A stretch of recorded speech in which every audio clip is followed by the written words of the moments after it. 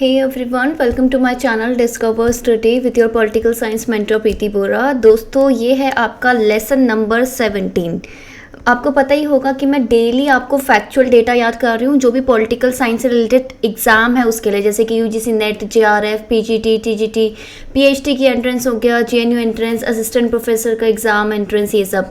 तो ये है आपका लेसन नंबर 17। एक्चुअली मैं क्या करती हूँ कि ये सीरीज़ आपको सुबह रोज़ 6 बजे ले आती हूँ, ठीक है। ताकि इसलिए लाया जाता है ये 6 बजे, ताकि आप पूरे दिन में इसको 3-4 बार एटलीस्ट रिवाइज कर लो। बिकॉज आप सभी को पता है कि अगर आपको रैंक लेके आनी है या फिर कोई भी एग्जाम क्रैक करना है तो आपको कंसेप्ट समझना ज़रूरी है, एनालिसिस आना ज़रूरी है, बट उसके साथ साथ कुछ एक फैक्चुअल डेटा याद होना चाहिए। तो बेसिकली अभी तक इसके 16 लेसन आ चुके हैं आपके मतलब टॉपिक वाइज हैं। और आज जो लेसन नंबर 17 है, इधर से हम स्टार्ट करेंगे आईआर से संबंधित कुछ इंपॉर्टेंट तथ्य यानी कि फैक्ट, जो कि आपकी रिवीजन के लिए बहुत ही इंपॉर्टेंट होने वाले हैं। तो चलिए स्टार्ट करते हैं। स्टार्ट करने से पहले वीडियो को लाइक ज़रूर कर देना। जो भी क्वेश्चंस हो नीचे कमेंट सेक्शन में पूछ लिया करो। मैं आपसे जो क्वेश्चन पूछती हूँ उसका आंसर ज़रूर दिया करो कमेंट सेक्शन में, बिकॉज ऐसे ना आपकी खुद की प्रैक्टिस होगी, ठीक है। फैक्ट तभी याद होते हैं जब आप उसको 2-3 बार लिखते हो, राइट, इस तरीके से। और साथ ही साथ आप इसको वीकली रिवाइज क्या करो, क्योंकि ये सीरीज आपकी मंडे टू फ्राइडे आती है। तो मंडे टू फ्राइडे आती है तो आपको सैटरडे संडे क्या करना है, उस वीक में जितने भी फैक्चुअल डेटा हो रखा है उसको बार बार रिवाइज करना है, ठीक है। तो चलिए स्टार्ट करते हैं अभी। फर्स्ट आपका फैक्ट है ये, अब बिहेवियरल अप्रोच, जो आपकी इंटरनेशनल रिलेशन की आपको पता है बहुत सारी अप्रोचेस हैं, ठीक है। अप्रोचेस है, आपको पता है थ्योरीज है, आपको पता है जैसे कि रियलिज्म, आइडियलिज्म, ठीक है, बहुत सारी अप्रोचेस है, राइट। आपके लिबरलिज्म, ऐसी बहुत सारी चीज़ें हमने देखी है। इंटरनेशनल रिलेशन को किस तरीके से पढ़ा जाता है ये मैंने ऑलरेडी आपको जो डिटेल्ड लेक्चर्स हैं उसमें कवर कर रखा है। जिसने पढ़ना है ना वो हमारी एक PSIR की सीरीज़ है, वहाँ पे IR के हर एक अप्रोचेस मेंशन कर रखी है, उधर एक्सप्लेन कर रखी है, तो वो ज़रूर देख लेना। चलिए पहला फैक्ट है आपके पास, जो बिहेवियरल अप्रोच है ना, study of the IR are often claimed by the west adrain to be scientific, कि आपकी व्यवहारिक जो दृष्टिकोण है वो कैसा होगा, वो साइंटिफिक यानी कि वैज्ञानिक होगा। ऑब्वियस सी बात है, राइट। इसको बोलते हैं आप वैल्यू फ्री साइंस बोलते हो basically. The main behavioural science theories are system theory and game theory. अगर इसका मैं मुख्य व्यवहार विज्ञान का सिद्धांत में जो मेन थ्योरीज आती हैं वो 2 है, एक तो है आपकी सिस्टम थ्योरी, ठीक है, और दूसरी आपकी गेम थ्योरी। तो अभी मेरा क्वेश्चन आपसे यह है कि सिस्टम थ्योरी के प्रोपोनेंट बताओ कि कौन कौन पर्सन आपके एसोसिएटेड है सिस्टम थ्योरी से और कौन कौन एसोसिएटेड है आपके गेम थ्योरी से, ठीक है। ये दोनों मुझे बताओ, मुझे कमेंट सेक्शन में लिख के बताओ। जो भी क्वेश्चन पूछते हैं उसका आंसर देना अनिवार्य है, ठीक है। 19th और 20th सेंचुरी में ना आपके जनरल स्कूल ऑफ थॉट की आपने देखा होगा कि जो जनरल स्कूल ऑफ थॉट्स है वो बेसिकली आपका इंटरनेशनल रिलेशन का काफ़ी ग्रो हुआ है। बेसिकली इंटरनेशनल रिलेशन की मोस्टली थ्योरीज ही आपकी 19 और 20th सेंचुरी यानी 1900 और 20वीं शताब्दी में आई है, ठीक है। जो रियलिस्ट ट्रेडिशन है ना उसका फोकस किस में हो रहा है, securing power and security through military measures, यानी कि इसमें बेसिकली क्या बोलते हैं, रियलिस्ट यानी कि जो यथार्थवादी परंपरा है उसमें किसका फोकस किस में होता है कि देखो आपका ना स्टेट के बीच में ना एक तरीके से कॉन्फ्लिक्ट है, ठीक है। कॉन्फ्लिक्ट यानी कि आपस में विरोधाभास है। क्यों है इस तरीके का चीज, क्योंकि सबके अपने राष्ट्रीय हित होते हैं, नेशनल इंटरेस्ट होते हैं, और सभी अपने अपने नेशनल इंटरेस्ट को पूरे करने के चक्कर में एक दूसरे से कॉन्फ्लिक्ट में रहते हैं। जैसे कि politics is the struggle for power, ठीक है। पॉलिटिक्स क्या है, राजनीति क्या है, पावर के लिए एक तरीके से संघर्ष है, और ठीक है। तो ये पावर के लिए है और सिक्योरिटी के लिए। आपको ऑफेंसिव, रियलिज्म और डिफेंसिव अभी आगे पढ़ेंगे। नेक्स्ट आपका तथ्य है कि जो अरेबियन लीग है और अफ्रीकन यूनियन है ना वो दोनों आपके आइडियलिस्ट ट्रेडिशन के हिसाब से बने हैं। आइडियलिस्ट यानी कि आदर्शवादी परंपरा के अनुसार विकसित हुए हैं। कौन से, अरब लीग और अफ्रीकन यूनियन। अब मुझे इतना बताओ अरब लीग और अफ्रीकन यूनियन कौन से ईयर में आई थी, ये मुझे कमेंट करके बताइए।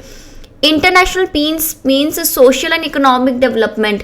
अंतर्राष्ट्रीय शांति का अर्थ क्या होता है, कुछ नहीं कि भाई सामाजिक और आर्थिक विकास होना चाहिए, आपस में कुछ कॉन्फ्लिक्ट ना हो, ठीक है, लोग शांति से रहे, एक डेवलपमेंट हो, लॉ एंड ऑर्डर हो, ये ठीक है। Realism may be taken to mean a set of ideas which take into account the implication of security and power factor. Realism basically उन विचारों का एक समूह है जिसमें का मेन जो फोकस होता है वो किस पे होता है, सुरक्षा पे और शक्ति पाने में, ठीक है, अकॉर्डिंग टू नेशनल इंटरेस्ट। ठीक है, आप मुझे एक क्वेश्चन आता है हमेशा, ये एक फैक्ट है, मैं आपको बता देती हूँ कि क्लासिकल रियलिस्ट और जो आपके कंटेम्पररी, ठीक है, मॉडर्न, उसमें न्यो रियलिस्ट, ठीक है, इन दोनों के कौन कौन से प्रोपोनेंट है ये मुझे बताओ। अगर आपने देखा होगा, ठीक है, बेसिकली पूछते हैं कि हैंस मॉर्गन था, वो कौन से उसमें आते हैं, ठीक है, इवन हॉब्स एक रियलिस्ट है कि नहीं, ये मुझे क्वेश्चन पे बताओ। National security and state survival are the core value of the realist doctrine of international relations. ठीक है, राष्ट्रीय सुरक्षा और राज्य का अस्तित्व अंतर्राष्ट्रीय संबंध के यथार्थवादी सिद्धांत का मूल मूल्य है। यानी कि आपका जो नेशन है वो सिक्योर्ड होना चाहिए और स्टेट आपकी सर्वाइवल होना चाहिए, ये मेन आपका, इसके लिए आपका कॉन्फ्लिक्ट होता है, यही आपका मेन इंटरेस्ट है। Realism consider the state as a protector of its territory. ठीक है, यथार्थवाद राज्य को अपने क्षेत्र का रक्षक के रूप में मानता है। ठीक है, contemporary realism is associated with post behaviourism. ये आपके पास एक तरीके से क्वेश्चन के रूप में आ सकता है कि जो समकालीन यथार्थवाद है ना वो उत्तर व्यवहारवाद से जुड़ा हुआ है। ठीक है, आपसे पूछ सकते हैं कि पोस्ट बिहेवियरलिज्म से कौन सा जुड़ा हुआ है, आपका traditional classical realism, contemporary realism, liberalism, इस तरीके से एक बार क्वेश्चन आया था, इसलिए मैंने ये आपका तथ्य डाला है। क्लासिकल रियलिज्म है वो आपका कहाँ पे ओरिजिनेट हुआ है, वो एंशिएंट ग्रीस में। अच्छा, सबसे पहले एक history of the Peloponnesian war किसने लिखी थी, एक बुक है the history of the Peloponnesian war. ठीक है, बेसिकली थुसिडाइडस ने लिखी थी, बता ही देती हूँ। एंड इनको माना जाता है कि ये आप सबसे पुराने आपके क्लासिकल यानी कि शास्त्रीय यथार्थवादी हैं। ठीक है, वर्ल्ड सिस्टम थ्योरी और डिपेंडेंसी थ्योरी, ये कौन सी थ्योरी, इसमें कौन से ट्रेडिशन में आता है इंटरनेशनल रिलेशन में, तो मार्क्सिस्ट थ्योरी का पार्ट है ये। ठीक है, वर्ल्ड सिस्टम थ्योरी किसने दी है, इमैनुअल वॉलेस्टीन ने दी है, जिसमें इन्होंने पूरे वर्ल्ड को तीन उसमें बांटा है। ठीक है, तीन भागों में बांटा है। आपका एक तो कोर जो सबसे डेवलप्ड कंट्रीज है, देन सेमी पेरिफेरी जो डेवलपिंग कंट्रीज है जैसे कि हमारी इंडिया, एंड देन आपकी पेरिफेरी वाली कंट्रीज जो कि हैं आपकी under developed countries, least developed countries. ठीक है, डिपेंडेंसी थ्योरी का है, डिपेंडेंसी थ्योरी के कौन जनक है, दैट इज आपके आंड्रे गुडर फ्रैंक। ठीक है, इन्होंने दे रखी थी ये थ्योरी, एंड इन्होंने अब पूरे वर्ल्ड को दो तरीके से बांटा है कि एक तो मेट्रोपोलिस होगा जो कि कोर होगा, और दूसरा उसके इर्द गिर्द घूमती हुई सैटेलाइट कंट्रीज। ठीक है, जो डेवलपिंग वगैरह कंट्रीज हैं। Next, new liberalism is broadly divided into 4 main stand of thinking. ठीक है, अब आपसे इस तरीके के भी क्वेश्चन आया गया था पहले भी कि न्यू लिबरलिज्म कितने प्रकार का होता है, तो 4 मेनली प्रकार का होता है। ठीक है, 4 फॉर्म्स होती है न्यू लिबरलिज्म की। फर्स्ट है इंस्टीट्यूशनल, इंस्टीट्यूशनल यानी कि संस्थागत। ठीक है, इसमें मेन फोकस होता है कि इंस्टीट्यूशन के माध्यम से लिबरलिज्म में क्या होता है, लिबरलिज्म में ये होता है कि आप आपस में कॉन्फ्लिक्ट नहीं करते, लड़ाई नहीं करते, विरोध नहीं होता। क्यों? क्योंकि आप लोगों के कुछ कॉमन एम्स हैं एंड उसे पूरा करने के लिए आप कोऑपरेट यानी कि सहयोग करते हो। दूसरा है सोशियोलॉजिकल, सोशियोलॉजिकल यानी कि समाज शास्त्रीय, राइट। तीसरा है आपका रिपब्लिकन, रिपब्लिकन यानी कि रिपब्लिक का मतलब क्या होता है कि जो हेड ऑफ द स्टेट है वो इलेक्टेड होगा, यानी कि एक तरीके से डेमोक्रेटिक सिस्टम होना चाहिए। चौथा है interdependency.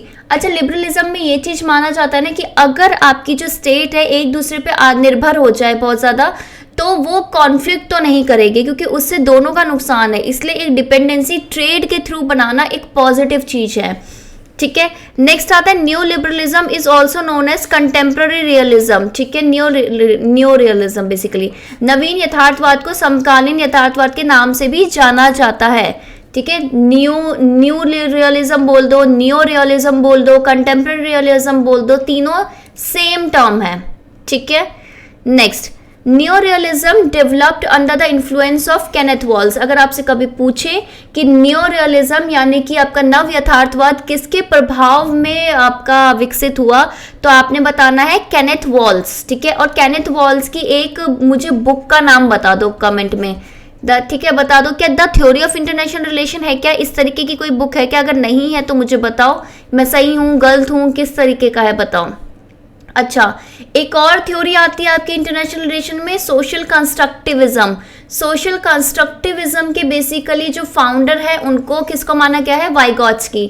Social constructivism theory again क्या कहती है, पीएसआईआर का ना मेरी एक सीरीज है, उसमें मैंने ये सारी थ्योरीज एक एक थ्योरीज करा रखी है इंटरनेशनल रिलेशन की, तो वो पक्का पढ़ लेना बिकॉज बहुत ही ज़्यादा इंपॉर्टेंट है।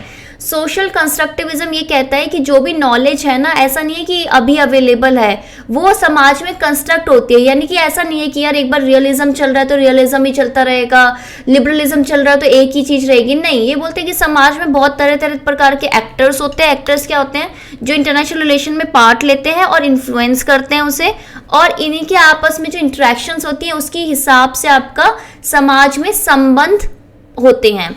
ठीक है, माइकल फौकॉल्ट बेसिकली उनका एक आर्ग्यूमेंट है कि पावर इनफैक्ट प्रोड्यूसेस नॉलेज, कि बेसिकली माइकल फौकॉल्ट पावर और नॉलेज में एक रिलेशन बताते हैं। बोलते हैं कि यार देखो, जिसके पास ज्ञान है ना उसी के पास शक्ति है। ठीक है, बेसिकली जैसे अगर आप ज़्यादा पढ़ लिख जाओगे तो आपके पास साधन आ जाते हैं हर चीज़ के। ठीक है, hard power is known as command power. देखो जोसेफ नए ने बोला था कि बेसिकली दो टाइप की पावर होती है, जोसेफ नए। ठीक है, याद रख लेना ये नाम। इस तरीके से भी क्वेश्चन पूछा जाता है कि जो सॉफ्ट पावर का कॉन्सेप्ट है वो किसने दिया है, तो आपको ये जोसेफ नए लिखना है। बेसिकली इन्होंने बोलता है एक तो होती है हार्ड पावर। हार्ड पावर मतलब क्या है कि कमांड कर रहे हो तुम दूसरे पे, यानी कि दूसरे पे हुक्म चलाना, फोर्स करना। ठीक है, बाय फोर्स, कि किसी से आप काम करवा रहे हो फोर्स करा के, उसको उसे डरा के, फोर्स करा के, ठीक है, अपनी पावर दिखा के। और दूसरी होती है आपकी सॉफ्ट पावर। सॉफ्ट पावर कैसे आती है, सॉफ्ट पावर होता है कि आप किसी की सहमत करा के, कंसेंट पावर, कि आप उसको सहमत करा के अपनी बातों को समझा के उससे काम करवा पा रहे हो। नेक्स्ट है कि स्ट्रक्चरल अनार्की और the absence of sovereign authority to settle dispute is an essential feature of the contemporary system and give rise to security dilemma as per classical realist view. ठीक है, अमेजिंग स्टेटमेंट है ये, एक तरीके से analysis वाले question में आ सकती है, या आई भी होगी तभी मैंने डाला है। बेसिकली ये जो पूरा एक फैक्चुअल जो आपके पास ये बंडल आया है ना, ये कुछ नहीं है, ये जो पुराने क्वेश्चंस कभी आए हों या कोई स्टेटमेंट बार बार रिपीट हुई हो नेट या सेट के पेपर में, अनेक एग्जाम में, तो उसका एक कंपाइलेशन है। तो ये स्टेटमेंट मैं आपको बता देती हूँ। स्टेटमेंट का सिंबल ये होता है, मैं हमेशा ये लिखती हूँ कि संरचनात्मक अराजकता या विवादों को निपटाने के लिए एक संप्रभु प्राधिकरण की अनुपस्थिति समकालीन प्रणाली में एक अनिवार्य विशेषता है और इसे शास्त्रीय यथार्थवाद दृष्टिकोण के अनुसार सुरक्षा दुविधा को जन्म दिया गया है। मतलब ये बोलते हैं कि जब स्ट्रक्चरली, स्ट्रक्चर क्या होता है कि सिस्टम से बनता है, सिस्टम और स्ट्रक्चर का मतलब क्या है कि आपस में स्टेट और बाकी एक्टर्स में किस तरीके का इंटरेक्शन है, किस तरीके से सिस्टम हो रहा है, किस तरीके से प्रोसेस हो रही है सारी। ठीक है, अगर अनार्की, अनार्की मतलब होता है अराजकता, कि कोई लॉ एंड ऑर्डर नहीं है। ये होती कैसे है कि जब कोई सोवरेन अथॉरिटी नहीं होती किसी के पास जो विवाद हो रहे हैं वो डिस्प्यूट सेटल करने का तरीका नहीं होता। ठीक है, और इसकी वजह से क्या होता है, सिक्योरिटी डिलेमा। जब कोई, अगर आपके पास अथॉरिटी नहीं है कि अगर आपका कोई डिस्प्यूट हो तो कोई सुलझा पाए या फिर कोई उसे सॉल्व कर पाए, तो आप हमेशा सोचोगे कि यार मेरा ना जो सर्वाइवल है ना वो खतरे में है, एंड वो खतरे में है। इस वजह से आप क्या करते हो, हमेशा एक ट्रस्ट नहीं होता दूसरे उसमें, और हमेशा है ना आपका नहीं सिक्योरिटी डिलेमा को एक मतलब राइज होता है। ये क्लासिकल रियलिस्ट व्यू बोलता है। Functionalism is a theory of international relation that arose principality of European integration. Functionalism basically क्या है, प्रकार्यवाद ये क्या है, प्रकार्यवाद क्या होता है ये मैं बता देती हूँ, वैसे समझाती हूँ पहले। फंक्शनलिज्म बेसिकली इज्म जिसके साथ भी लग जाता है, वो आपको पता है कि विचारधारा होती है। तो बेसिकली ये बोला जाता है कि जैसे यूरोपियन में जैसे जो सिस्टम था काफ़ी डेवलप हो गया। डेवलप होने के बाद क्या है कि यूरोपियन जब इंटीग्रेशन हुआ तो अलग अलग हर किसी के जैसे फंक्शंस नहीं तो डेवलपमेंट उससे एसोसिएटेड किया जाता है बेसिकली फंक्शनलिज्म को। इस तरीके से जैसे जहाँ पे ज़्यादा डेवलप्ड होता है, जैसे कि समझ लो गाँव में क्या होता है मोस्टली आपने देखा है कि यार एक पर्सन है वो सारे काम कर रहा है, लेकिन अगर आप शहर में जाओगे तो आपकी होम मिनिस्ट्री, ये सब मिनिस्ट्री, हर एक मिनिस्ट्री अलग है। पंचायत में इस तरीके का सिस्टम नहीं होता। तो इस तरीके से आप कर सकते हो कि हर एक स्पेशलाइजेशन आ जाना, फंक्शन अपना अलग अलग करना, दैट इज आपका ये जो पूरा सिनेरियो है। Idealism was a precursor to liberalism. आदर्शवाद उदारवाद का अग्रदूत है। ये स्टेटमेंट बिल्कुल सही है, क्योंकि आपको पता है कि पहले आपने एक सपना देखा कि हाँ हमारा आदर्श राज्य ऐसा होगा। अब उस आदर्श राज्य, आदर्श दुनिया को बनाने के लिए आपको कॉपरेट करना पड़ेगा, और कॉपरेशन वगैरह, लोगों को फ्रीडम देना, लोगों को जो राइट्स है, जो उनके अधिकार है वो देना, वो किस में आता है, वो लिबरलिज्म में आता है।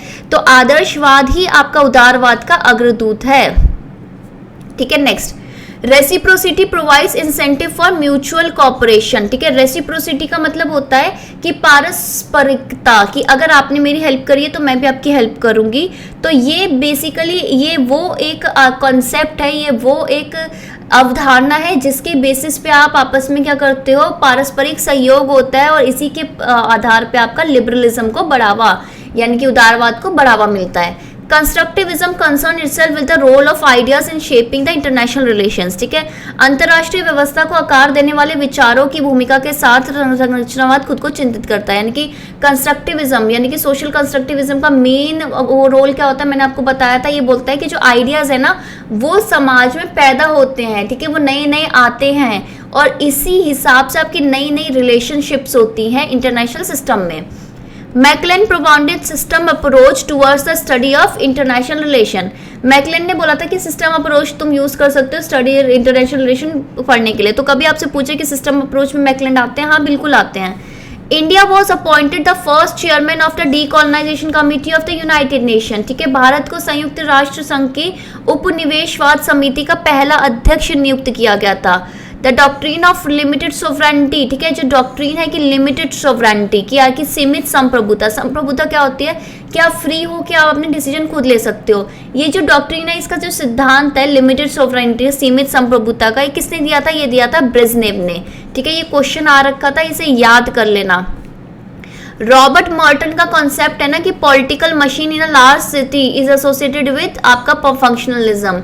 आपसे क्वेश्चन पूछा जाता है कि रॉबर्ट मर्टन किससे एसोसिएटेड है, तो आपको ने दिखना है फंक्शनलिज्म यानी कि कार्यात्मकता से रिलेटेड है।